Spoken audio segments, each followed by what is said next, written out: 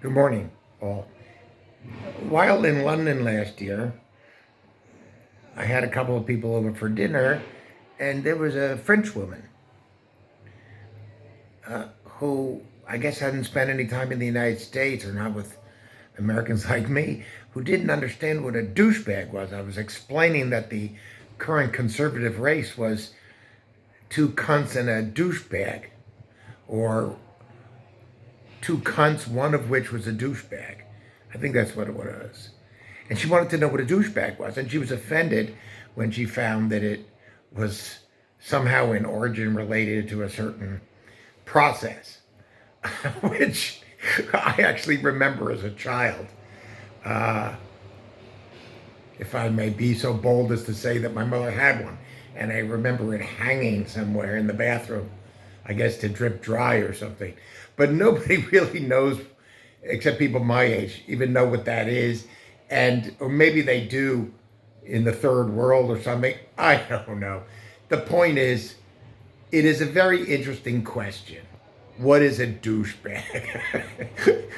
um, a douchebag, is we could spend. It would be a marvelous parlor game or a bar game to just spend an hour and a half discussing the nature, the ins and outs, the subtleties, the profundities of douchebaggedness. But I never thought I'd say this. Those of you who know the actor Ryan Reynolds, and those of you who know have ever heard Ryan Reynolds interviewed, very much pick up on the fact that he's extremely clever and he has a very fine sense of humor. He's really practically, I mean, he's witty, is what he is, and therefore one tends to admire him. But is it possible that Ryan Reynolds is a douchebag?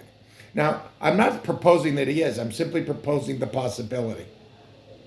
First, we find out that he's a part owner of a English soccer team. Now, why would you be interested in owning part of a soccer team? Well, you might do it as an investment. You might do it because you actually like soccer. But if you're American, why are you coming over to England to buy into a soccer team? So he bought into a soccer team that got promoted. So maybe it was a good business decision, or maybe it was a lark. I don't know. Fine, we give him that. He gets a pass. But now we find out that he's bought into Alpine Formula One. Now, why would you be a part owner of Formula One? This is where I suggest there's the possibility that has arisen that Ryan Reynolds is a douchebag. Because the only reason you own a Formula One team that I can think of is because you are obsessed with cars. You are yourself a person who, maybe you're not an engineer, but you've always wanted to, and you throw yourself hammer and tongs into it, and you spend 40 years in the business, and you are the leader or part of the leadership of a Formula One team. And what do? They go around attracting investment money from sponsors. In other words, I don't think anybody owns a Formula One team to make money. I don't think anybody makes money from Formula One. It's a vehicle for sponsorship deals.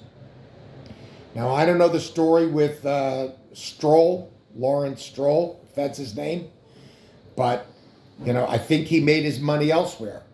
So I think that the Formula One is probably a vanity project, having something to do with his son, although I'm not going to pick on his son because his son has gotten some results. His son has something like 37 points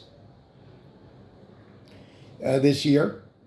His son, I think, has made a podium. He's not, Fernando Alonso, but who is Fernando Alonso? I mean, who else is Fernando Alonso? He's an elite driver, but Lance Stroll has not embarrassed himself. And so Lawrence Stroll is in it, it seems.